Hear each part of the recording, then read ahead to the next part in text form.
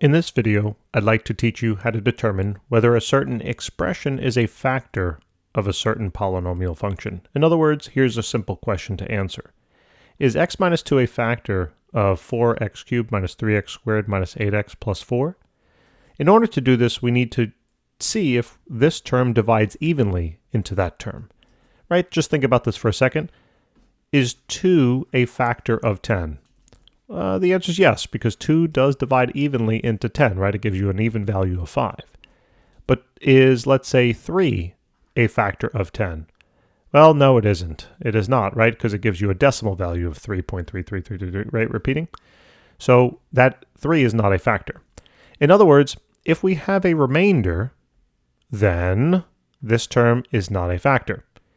If we don't have a remainder, as we had in the case of 2, where it's just exactly 5, then this value is a factor.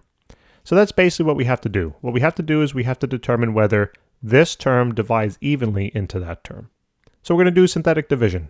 Take a look. Bam! First, look at the term you're dividing into. This is known as the dividend. What you have to do is locate the highest power of x, add 1 to it, and 3 plus 1 in this problem will equal 4. And that's going to tell you how many columns you're going to need inside of your synthetic division table.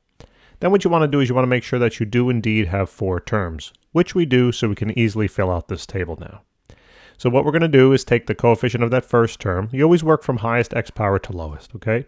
So plug it into the first cell, then take a look at the next coefficient. That's a -3. The one after that's a -8. And the one after that's going to be a 4. Great. Now take a look at the term that you're dividing by. And what you want to do is you want to take that term and set it equal to 0. Add 2 to both sides, because what we're doing is we're solving for x. And the reason why we're going to do that is because that's going to tell us the number that's going to go outside of our synthetic division table. Now that you have this row filled on out, all you have to do is simply perform the operation of synthetic division. First thing is just drop this term straight down. That's why we have a red box there. Then what you're going to do is you're going to take this term, multiply it by this term, to find the term in the next adjacent cell. So 4 times 2 is going to be a total of 8. Plug that value in, and then you're going to add the terms in this column.